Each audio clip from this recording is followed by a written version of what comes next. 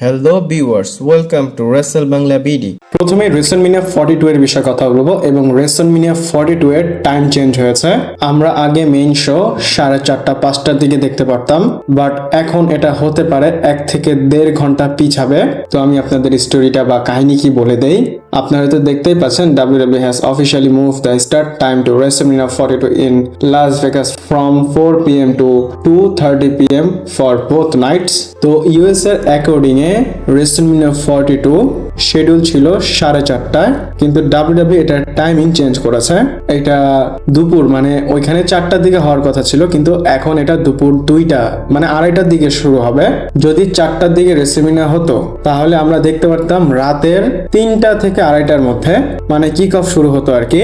এবং WWE কি করেছে, কিক অফ শো এবং মেইন শো ইনক্লুডেড করে পিছনে শিডিউল করে দিয়েছে টাইম।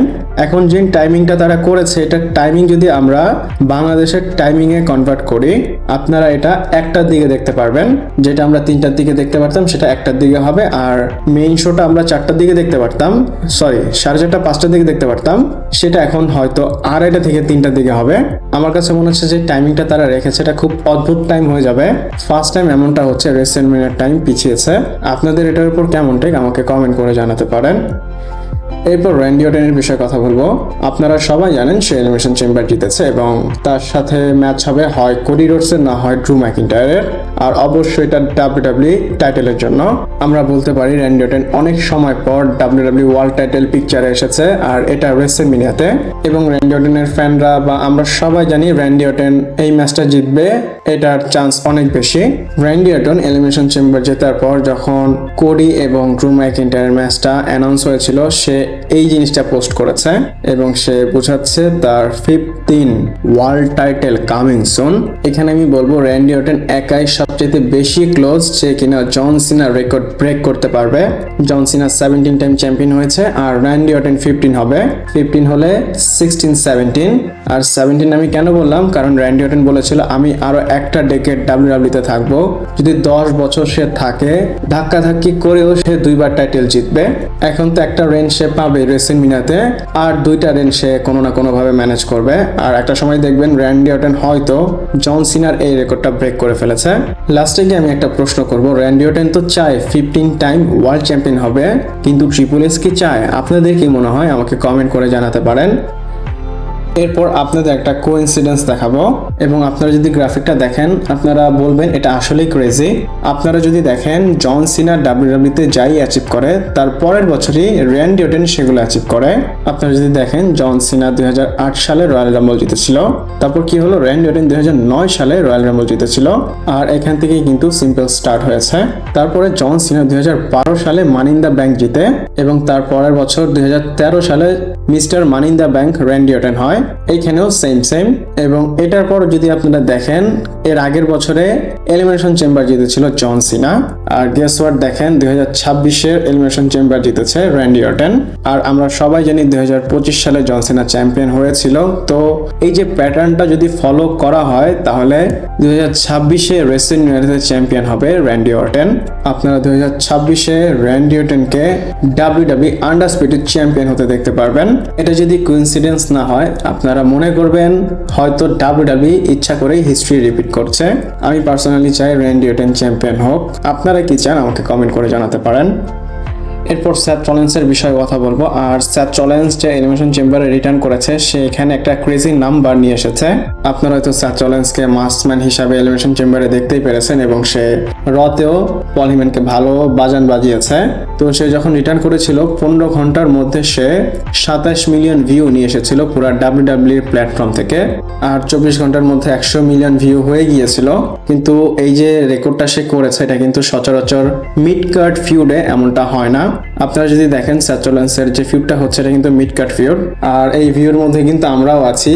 আমি অনেকবার এই স্যাথ রলিন্সের রিটার্নটা দেখেছি। আপনারা কে কে দেখেছেন, আপনারা কে কে ভিউ করেছেন আমাকে কমেন্ট করে জানাতে পারেন। এরপর বলবো WWE হল অফ ফেমের জন্য নতুন ইনডাক অ্যানাউন্স করেছে। এখানে একটা না, দুইজন বলতে পারেন, কারণ যাদেরকে ইনডাক অ্যানাউন্স করা হয়েছে তারা ট্যাগ টিম। WWE ডেমোলিশনকে কনফার্ম করেছে এবং এরা 2026-এর হল অফ ফেমে আসবে। আর আমার একদম ক্লিয়ার মনে আছে লাস্ট ইয়ারে তাদেরকে ইন্ডাক্ট করার কথা ছিল, আপডেটে এসেছিল, বাট WWE লাস্ট ইয়ার করেনি, এই বছর তাদেরকে করেছে। আর তাদের নামটা একটু ফানি, একজনের নাম হচ্ছে স্ম্যাশ আর একজনের নাম হচ্ছে এক্স। আর তাদেরকে অ্যানাউন্স করেছে WWE আন্ডারটেকারকে দিয়ে। আমার মনে হয় 2026-এ যারাই আছে সবাইকে আন্ডারটেকারের মাধ্যমেই অ্যানাউন্স করা হয়েছে। আর এটা এপ্রিলের 17 তারিখে হবে, যদি বাংলাদেশের অ্যাকর্ডিংয়ে দেখি 18 তারিখে। আর 18 তারিখের পরে কিন্তু রেসলম্যানিয়া নাইট 1, 19-20 তারিখে নাইট 1 এবং নাইট 2 হবে। আর আপনাদের যদি বলে দেই হল অফ ফেমের জন্য এখন কাদের অ্যানাউন্স করা হয়েছে, প্রথমে স্টেফানি ম্যাকম্যান, ডেমোলিশন অ্যান্ড এজে স্টাইল। আর আমার মনে হয় আরো 2-3টা ইন্ডাক্ট অ্যানাউন্স করা হবে। এরপর গুন্থারের বিষয়ে কথা বলবো এবং WWE স্টিল আনডিটারমাইন্ডে চলতেছে গুন্থার কাকে ফেস করবে রেসলম্যানিয়া 42-তে। এখানে তারা 3টা অপশন রেখেছে। প্রথম হচ্ছে ওবাফেমি, যে কিনা রুসেফকে কনফার্ম করেছে। তারপরে হচ্ছে রে মিস্টেরিও, আর রে মিস্টেরিও যদি হয় তাহলে সে রে মিস্টেরিওকে রিটায়ার করবে।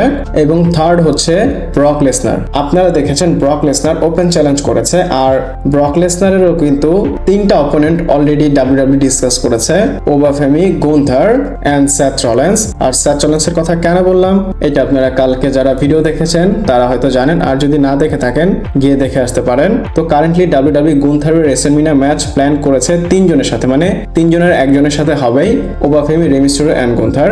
যেহেতু আনডিটারমাইন্ডে আছে, নো ওয়ান নোস সামনে গিয়ে কি হয়। আপনাদের কি মনে হয় আমাকে কমেন্ট করে জানাতে পারেন। এরপর বলবো ফেব্রুয়ারি মাসটা শেষ করে আমরা তো মার্চে চলে আসলাম। তো ফেব্রুয়ারিতে কাদেরকে সবচেয়ে বেশি সার্চ করা হয়েছে সেটার আপডেট এসেছে। আর এই আপডেটটা শুধু WWE সুপারস্টারদের এসেছে, মানে ফেব্রুয়ারিতে কাদেরকে সবচেয়ে বেশি সার্চ করা হয়েছে WWE-র মধ্যে। আপনারা হয়তো দেখতেই পাচ্ছেন most search WWE superstar worldwide on Google February 2026 number 1-এ আছে লোগান পল। লোগান পল কেন? আপনারা যারা আমার রেগুলার ভিডিও দেখেন আপনারা জানেন তাকে শুধু WWE না, তার আরো ব্লগ, ইউটিউব বা আরো কন্ট্রোভার্সি আছে সেগুলোর জন্যই সার্চ করা হয়। ইভেন সে এর আগের মাসেই কিন্তু পোকেমনের যে কার্ড সেটা বিক্রি করেছিল এবং ওই কার্ডটা অনেক বেশি টাকায় বিক্রি হয়েছিল, এটা ভাইরালও হয়েছিল। তো WWE বাইরেও এর জন্য সবাই তাকে সার্চ করেছে। তো লোগান পলকে মিক্স করে না দেখে যদি নাম্বার 2-তে দেখি রোমান রেন্স, মানে নাম্বার 1-এ আছে রোমান রেন্স। আমি লোগান পলকে এমনি বাদ দিয়ে দিলাম, কারণ লোগান পলকে শুধু WWE-র জন্য না আর অন্য কারণে সার্চ করেছে। তো নাম্বার 1-এ আছে রোমান রেন্স, তারপর নাম্বার 2-তে মানে 3-তে ব্রক লেসনার, তারপর এজে স্টাইল, তারপর Riya Ripley, CM punk, leave Morgan, Randy Orton, রে মিস্টেরিও এন্ড কোডি রোডস। এখানে একটা মজার বিষয় বলি, দেখেন রোমান রেন্স সে অ্যাক্টিভ বা সে রয়্যাল রাম্বল জিতেছে, এর জন্য তাকে বেশি সার্চ করা হয়েছে। ব্রক লেসনার অবশ্যই সে রিটার্ন করেছে, রয়্যাল রাম্বলে কমপ্লিট করেছে। এজে স্টাইল রিটায়ার করেছে। তারপর রিয়া রিপ্লি, সেও অবশ্যই WWE superstar. CM punk, leave Morgan, Randy Orton এরা সবাই অ্যাক্টিভ, কিন্তু রে মিস্টেরিও কিন্তু অ্যাক্টিভ না, তাও সে লিস্টে আছে। একটা জিনিস খেয়াল করেছেন, রে মিস্টেরিওকে কেউই ভুলে না, প্রত্যেকটা মাসে লিস্টে সে থাকবেই। ইভেন WWE যত মার্চেন্ডাইজ আছে টপ 10-এর মধ্যে রে মিস্টেরিও থাকে। একটা কথা বলবো, রে মিস্টেরিও প্রুভ করে সে কেন লেজেন্ড এসব করে। আর এগুলো হচ্ছে টপ সুপারস্টারের লিস্ট WWE-র মধ্যে টপ সার্চ করা হয়েছে। এখানে আমি ব্রক রোম্যানকে, এজেকে, সিএম পাঙ্ককে, এই 4 জনকে অনেক সার্চ করেছি। আপনারা কাদেরকে সার্চ করেছেন আমাকে কমেন্ট করে জানাতে পারেন। ভিডিওটা এই পর্যন্তই ছিল, ভালো লাগলে লাইক, কমেন্ট, শেয়ার, সাবস্ক্রাইব করে পাশে থাকবেন। পরবর্তী ভিডিওতে আবার দেখা হচ্ছে।